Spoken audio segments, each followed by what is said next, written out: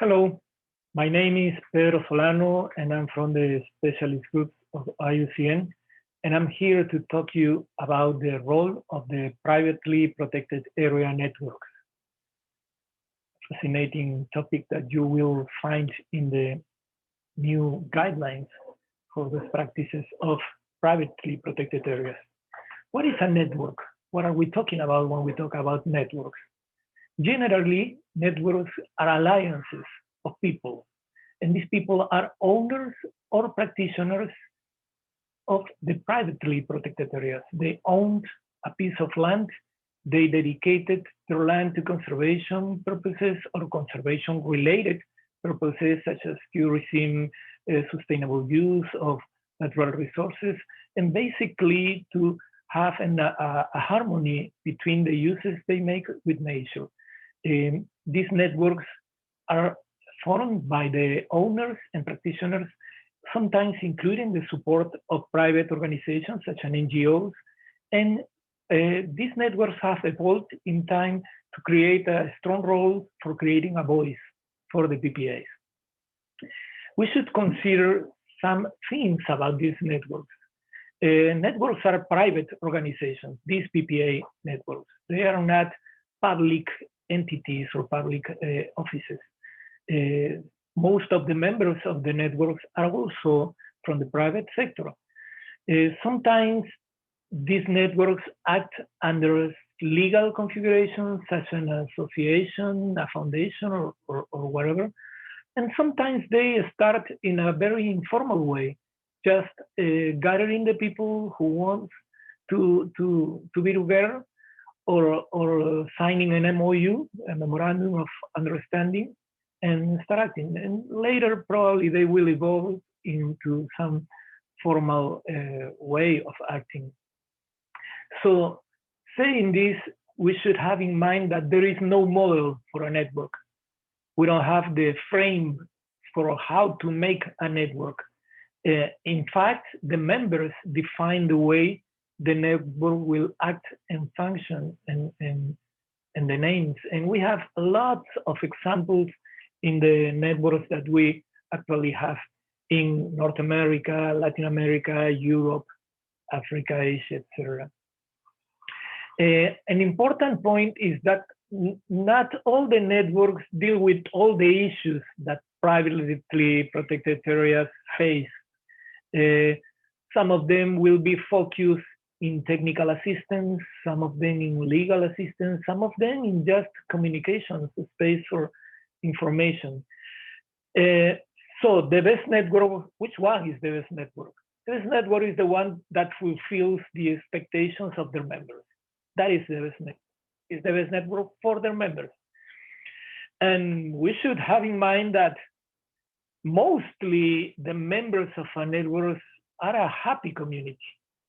They gather to join in a common dream, a common illusion, or a purpose.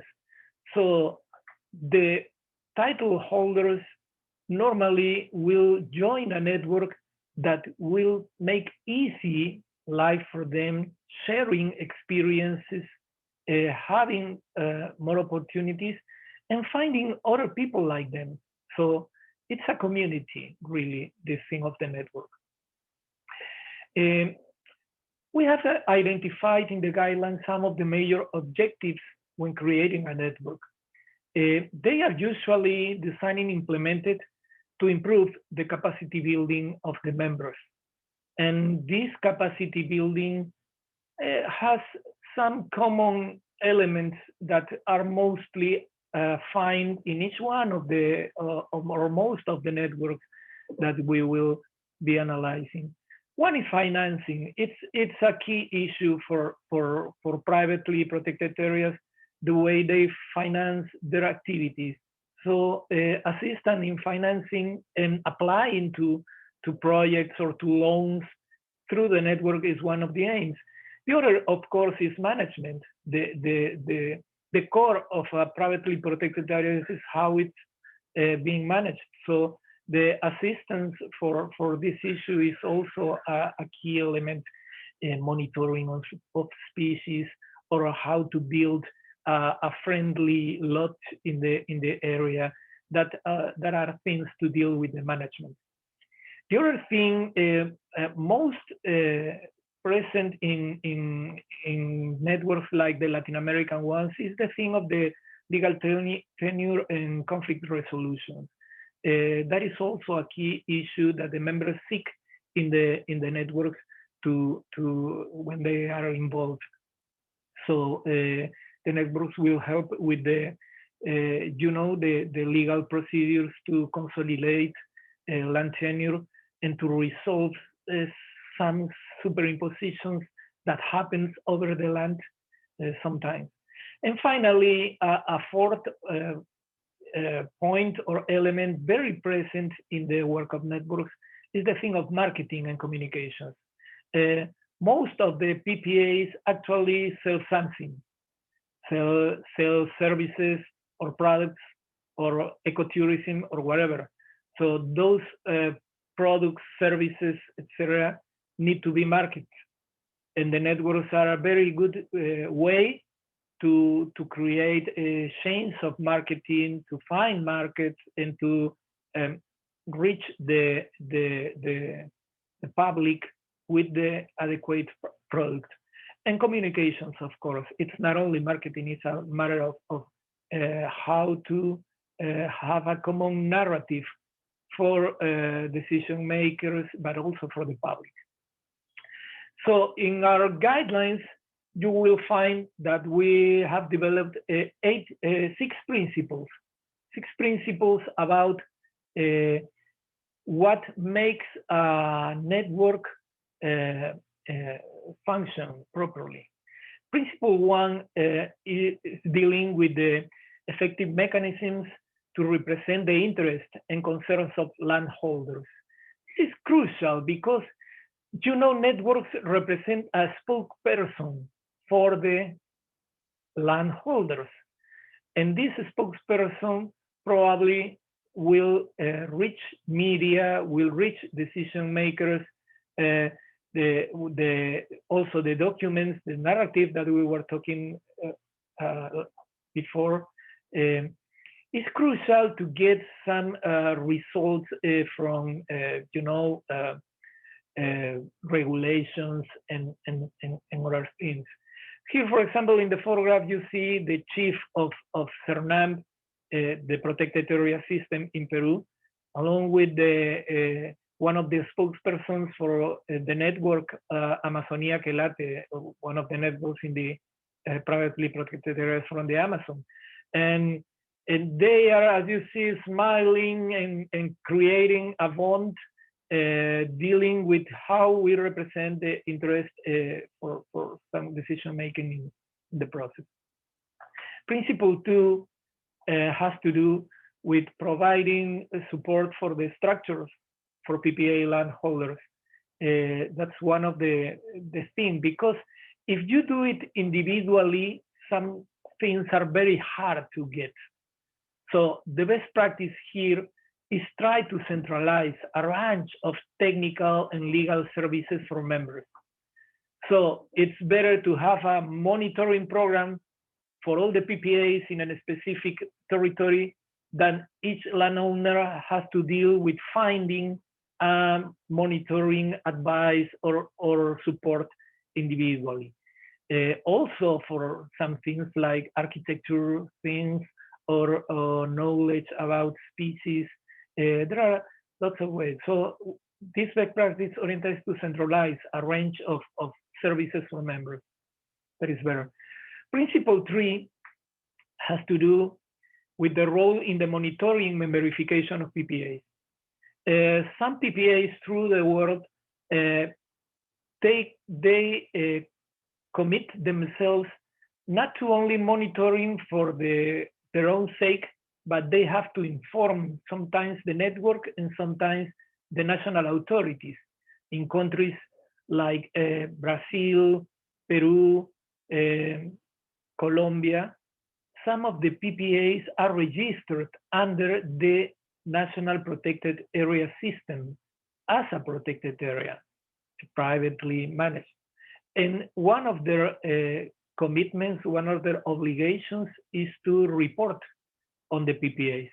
So the networks are a very effective way to do this monitoring, to organize how to do it, to settle a matrix on how to do it, to set standards to do it. In another way of putting this, some countries like Colombia, for example, they try to do the monitoring through the networks. So they enforced the networks to do this monitoring and provide the summarized information for the national government agency. So it's a very important role of the networks.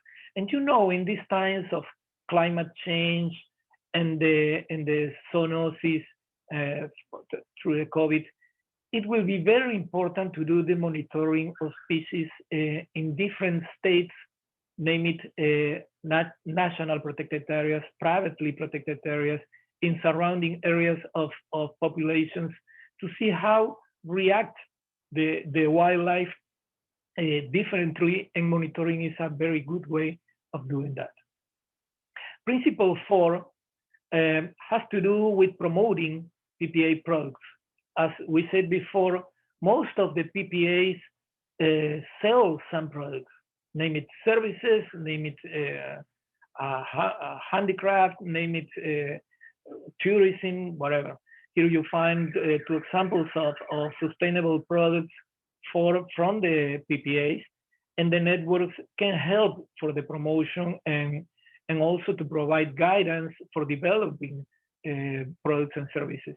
And in some countries, networks have started to publish guidelines and special books about these things that are very interesting, because they are promoting like a market of these sustainable products, and they are very linked to the ways of doing things in the PPAs.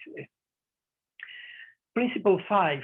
Principle 5 is a very internal fact for networks, how the networks will match their structures to their mission and objectives. It's a crucial thing because of the expectations that each member of the network has. So you will find here 5 suggested best practice that has to do with define the geography to establish the network. It's national, regional, very local. Try to institutionalize it. Most of the networks start or they born out of a leader, an individual that is very good for starting things.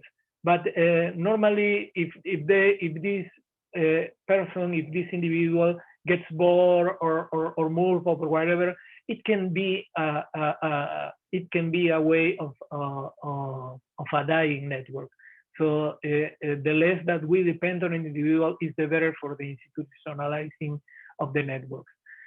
Also, it's important to define the rights, duties, and responsibilities of memberships. Of course, the benefits always they are accompanied by duties, you know, so it's important to fix that already. And also is important to be independent organizations from the PPAs themselves, a different organization. And last principle of our guidelines is the thing of find ways to support and sustain their activity. We can imagine a network that will depend all the time on quotas for the individual members. We need to make some change of business for the network itself. I think it's a good advice to have, for example, these guides for tourism proposals that link various PPAs, or have, for example, a set of services that the network can offer based on their experience and knowledge. There are ways to generating programs, income programs, with these elements. So that's it. I invite you to read the chapter on privately protected areas network. It's on page 53 of our guidelines. It's a very interesting way. You will find there also some case studies. So that's it. Hope you are interested in the topic. Bye. Thank you.